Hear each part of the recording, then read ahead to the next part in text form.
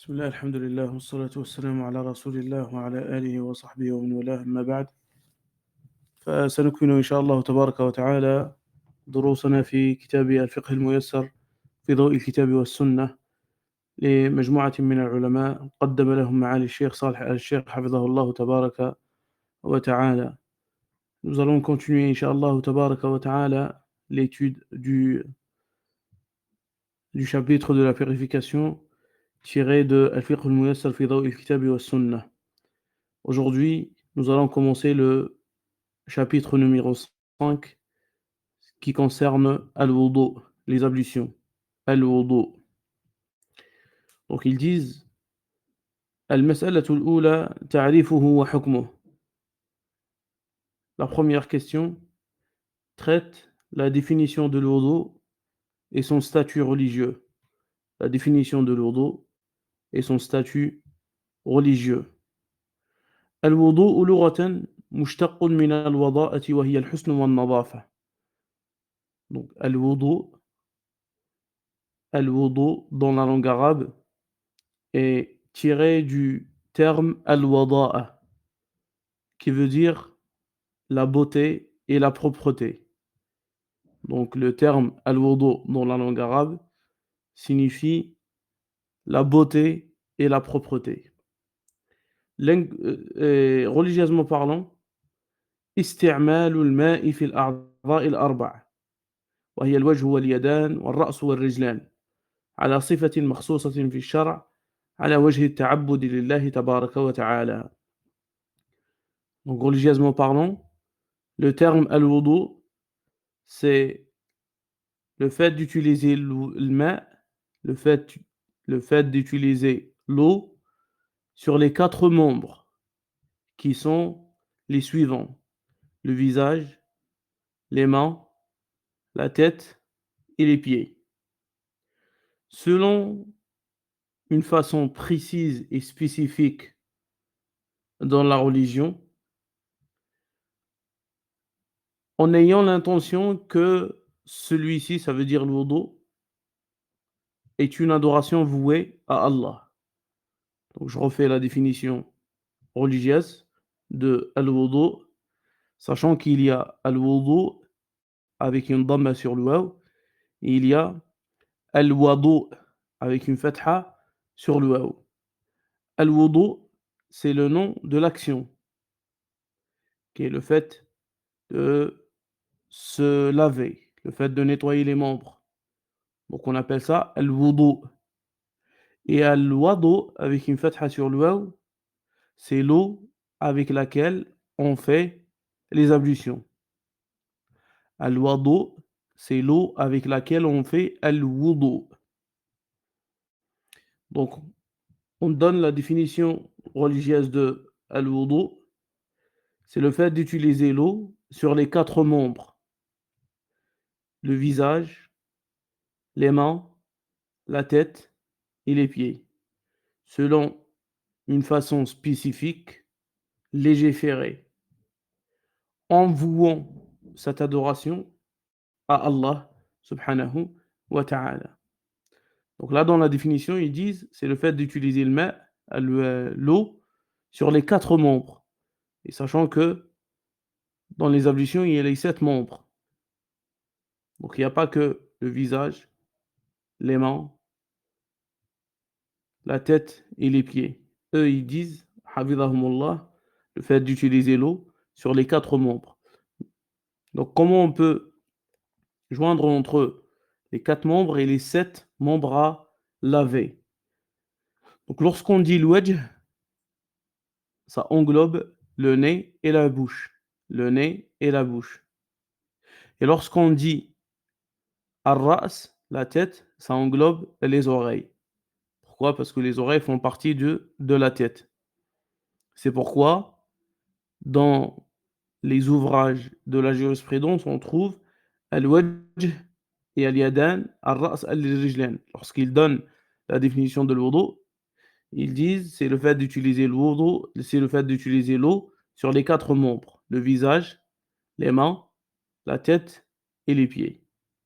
Et lorsqu'on dit al-wajh, le visage, ça englobe donc le nez et la bouche. Et lorsqu'on dit ar-ra's, la tête, ça englobe les oreilles. Et ils disent ala sifatin makhsoussatin fi ash-shar', selon d'une façon où cela soit il faut que cela soit d'une façon précise ou spécifique, légiféré par le législateur subhanahu wa ta'ala. Et la dernière partie, en vouant cette adoration à Allah. Pourquoi ils ont rajouté cette définition? Pourquoi ils ont rajouté cette condition? Car il se peut qu'on fait la même chose, c'est comme si on fait les ablutions, on fait la même chose par ordre, mais en ayant l'intention de se rafraîchir. Donc si c'est le cas, il n'est pas considéré comme wudu, car il faut l'intention. Raison pour laquelle on a rajouté en vouant cette action à Allah. Ala wajhi ta'abbudi lillah. Donc nous avons terminé avec la définition. Maintenant, le statut religieux. Donc si je vous pose la question, quel est le statut religieux de al-wudu? Quel est le jugement religieux des ablutions? Donc si vous répondez que c'est une obligation, alors sachez que c'est incomplet. Mais le statut religieux complet, c'est que c'est une obligation pour celui qui a perdu les ablutions et il veut accomplir la prière ou ce qu'il conditionne les ablutions telles que at-tawaf, le fait de tourner autour de la Mecque ou le fait de toucher le mushaf, sachant que cette dernière, les savants ont divergé sur ce point. Donc, son statut religieux, c'est une obligation pour celui qui a perdu les ablutions lorsqu'il s'apprête, lorsqu'il veut faire la prière et tout ce qui conditionne les ablutions. المسألة الثانية, la deuxième question. الدليل على وجوبه وعلى من يجب ومتى يجب. الدليل على وجوبه وعلى من يجب ومتى يجب. La preuve de son obligation et pour qui est obligatoire et quand est-ce que le wudu devient obligatoire. Concernant la preuve de son obligation, Allah subhanahu wa ta'ala nous dit يا أيها الذين آمنوا إذا قمتم إلى الصلاة فاغسلوا وجوهكم وأيديكم إلى المرافق وامسحوا برؤوسكم وأرجلكم إلى الكعبين. Allah nous dit dans le sens du verset: ô vous qui avez cru, lorsque vous vous levez pour accomplir la prière, alors lavez vos visages et vos mains jusqu'aux coudes et passez les mains mouillées sur vos têtes et lavez vos pieds jusqu'aux chevilles. De ce verset, on tire l'obligation des ablutions pour celui qui veut accomplir la prière, tout ce qui conditionne les ablutions. Et le prophète sallallahu alayhi wa sallam a dit: La yaqbalu Allahu salatan bighayri tahur. La yaqbalu Allahu salatan bighayri tuhur. Allah n'accepte pas une prière sans une purification. Et le prophète sallallahu alayhi wa sallam a dit également: La yaqbalu Allahu salata man ahdatha hatta yatawadda. Allah n'accepte pas la prière de celui qui a perdu les ablutions jusqu'à ce qu'il les refasse. Jusqu'à ce qu'il les refasse. ولم ينقل عن أحد من المسلمين في ذلك خلاف. On ne rapporte qu'aucun musulman contredit cela. Et de là, on a prouvé la législation des ablutions du livre d'Allah, la sunna du prophète sallallahu alayhi wa sallam, on sait que le consensus. Maintenant, وَأَمَّا عَلَى مَنْ يَجِبْ. Pour qui est-ce que le wudu est obligatoire? Pour qui le wudu est obligatoire? Donc ils disent فيجب على المسلم البالغ العاقل إذا أراد الصلاة وما في حكمها. Les ablutions sont obligatoires pour le musulman pubère qui a la raison lorsqu'il s'apprête ou lorsqu'il veut faire la prière et tout ce qui en suit. Donc les ablutions sont obligatoires pour le musulman pubère qui a la raison, qui veut faire la prière et tout ce qui nécessite les ablutions comme acte d'adoration. وأما متى يجب quand est-ce que nous sommes dans l'obligation de faire le wudu. Ils disent إذا دخل وقت الصلاة وأراد الإنسان الفعل الذي يشترط له الوضوء وإن لم يكن ذلك متعلقا بوقت كالطواف ومس المصحف. Lorsque le temps de la prière arrive et que l'homme veut accomplir n'importe quelle action, adoration qui nécessite les ablutions, même si cela n'est pas lié à un temps déterminé, tel que at-tawaf, comme par exemple l'adoration de tawaf.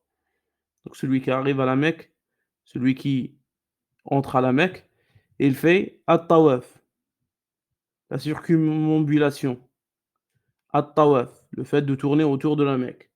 Celui-ci nécessite, il faut qu'il soit en état de purification.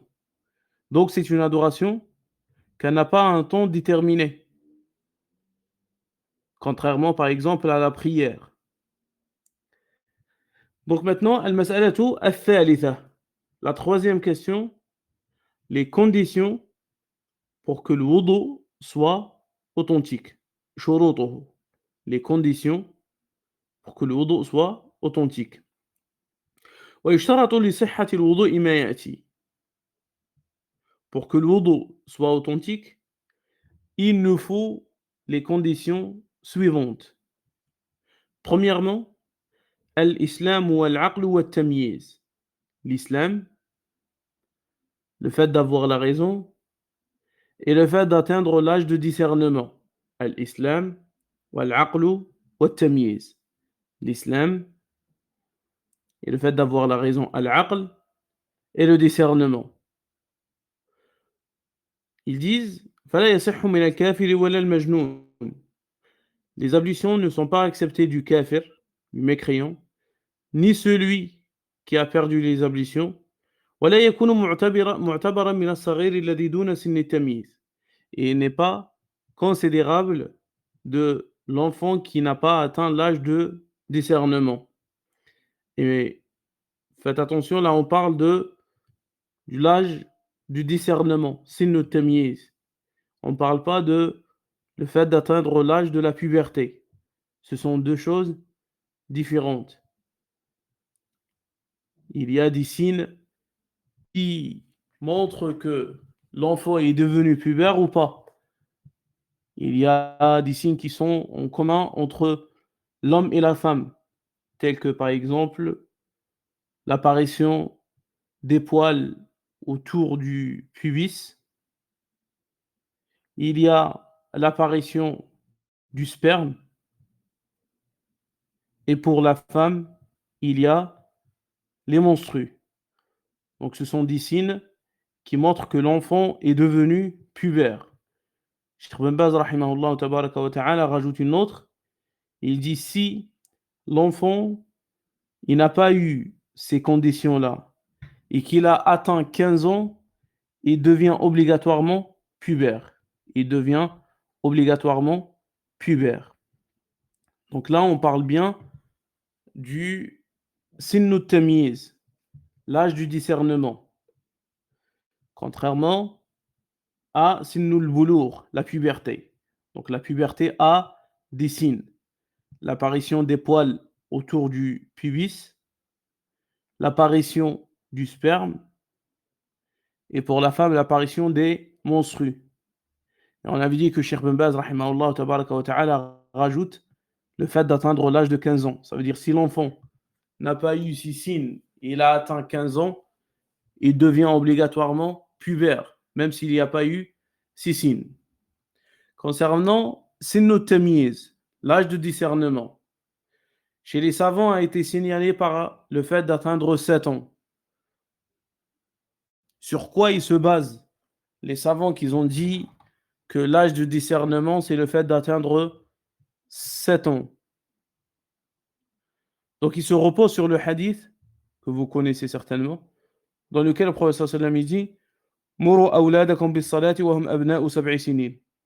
Ordonnez à vos enfants d'accomplir la prière à l'âge de 7 ans.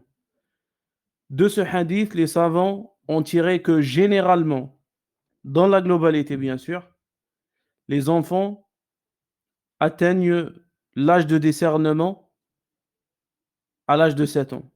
Ça veut dire quoi l'âge de discernement? Ça veut dire quand là, l'enfant, il commence à faire la distinction entre ce qui est bien, ce qui est pas bien, ce qui est halal, ce qui est haram, ce qui est obligatoire, ce qui est recommandé. Donc il y a il y a certains enfants il y a certains enfants qui arrivent à au discernement bien avant, à l'âge de 4 ans, 5 ans et d'autres non, jusqu'à l'âge de 7 ans. Mais dans la globalité, l'âge de discernement, il est atteint par le fait d'atteindre l'âge de 7 ans. Comme ils disent certains savants, en se reposant sur le hadith que nous avons cité précédemment. Donc, la première condition pour que les ablutions soient authentiques, c'est l'islam, al-aql et at-tamyiz. Le fait d'atteindre, ou plutôt l'islam, avoir la raison, et le fait d'atteindre, c'est notre tamyiz, l'âge de discernement. La deuxième condition, an-niyya, l'intention. Alors, le prophète sallallahu alayhi wa sallam a dit innama al-a'malu bin-niyyat. Les œuvres ne valent que par l'intention. Wa la yushra'u at-talaffuz biha.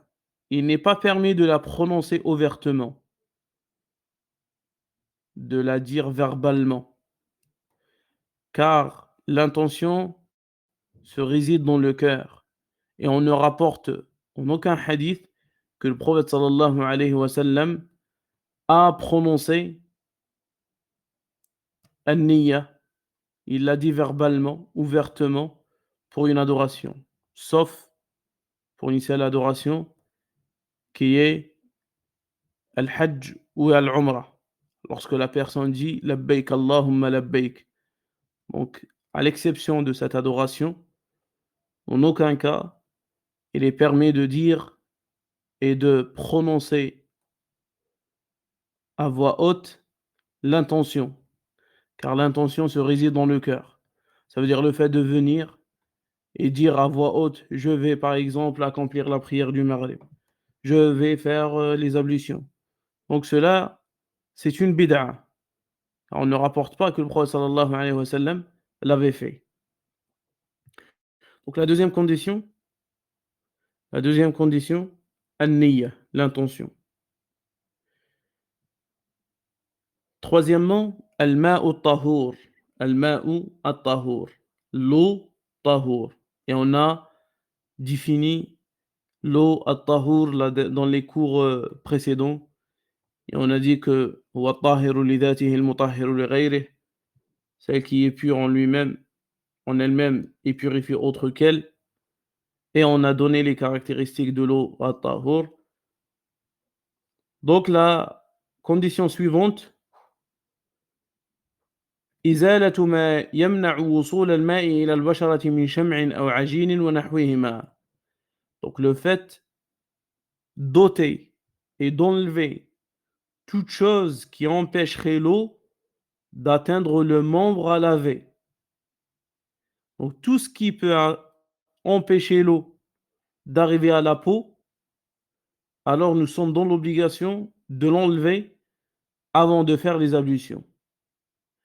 Tels que par exemple al-ajin, la pâte, ou les vernis, le vernis qui est connu chez les femmes.